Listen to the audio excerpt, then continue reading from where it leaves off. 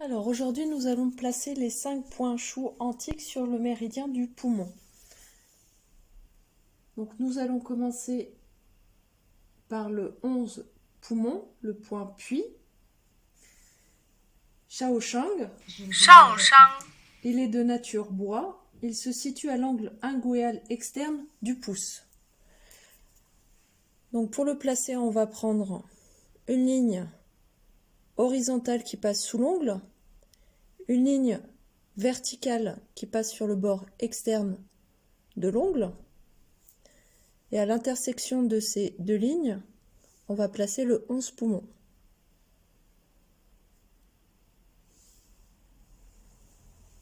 Ensuite, on va placer le 10 poumon, le point de jaillissement, Yuqi,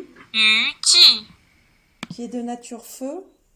Il va se trouver au niveau de l'éminence thénard, au bord antérieur et au milieu du premier métacarpien, à la ligne de démarcation entre les deux peaux. Donc, on va prendre l'éminence thénard. Donc, l'éminence thénard, c'est ce groupe musculaire ici qui est sous le pouce. Donc, vous avez l'éminence thénard ici, l'éminence hypothénare sous le 5e doigt. Donc, à ce niveau-là, on va être sur le premier métatarsien, ici. Et au milieu de ce premier métatarsien,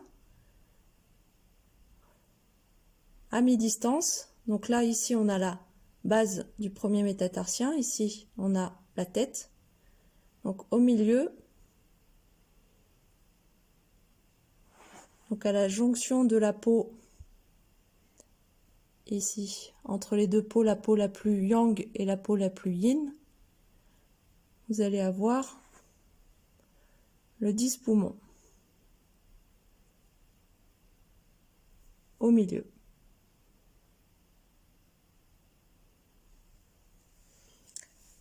Ensuite, on va placer le point chou, le point rivière, le 9 poumon, Taiyuan,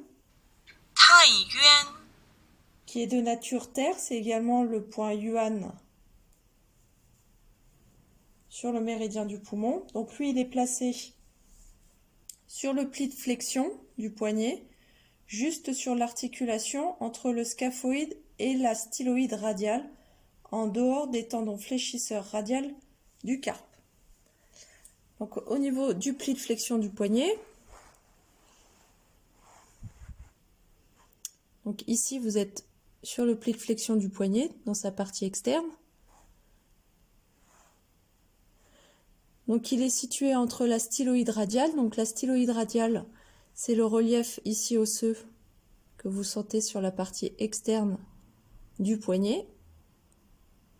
Donc la proéminence de ce relief. Et il est situé également sur le bord externe des tendons fléchisseurs radial du carpe. Donc pour mettre ça en évidence, vous allez demander au patient de plier le poignet en mettant une résistance au niveau de la main et d'incliner légèrement en direction du pouce. Voilà. Donc le fléchisseur radial du carpe, c'est celui-ci. Et donc le 9 poumon, il va être situé sur la partie externe de ce tendon, dans le pli de flexion, au niveau de la styloïde radiale. Voilà, ici.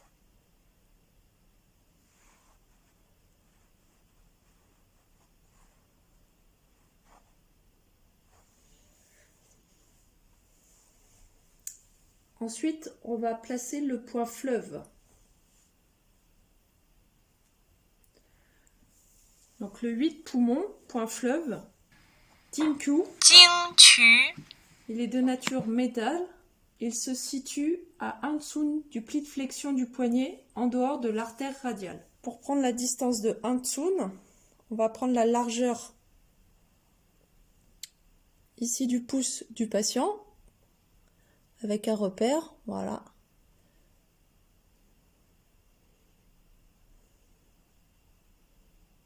Donc la largeur.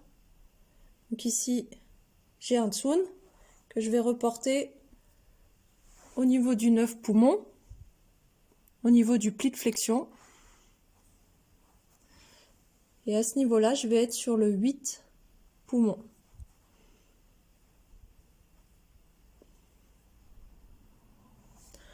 Ensuite, on va placer le point mère, le 5 poumon, Shize, donc il est de nature eau.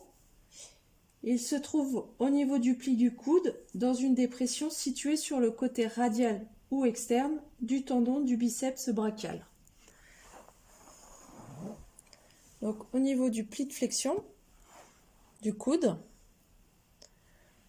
sur la partie externe, vous allez demander à votre patient de plier le coude, ce qui va mettre en évidence ici le tendon radial. Donc dans sa partie externe, sur l'extérieur de ce tendon, sur le pli de flexion, vous allez placer 5 poumons.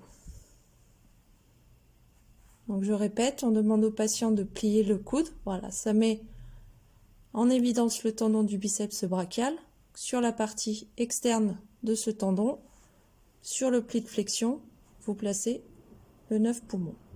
Voilà pour les 5 points chauds antiques du méridien du poumon.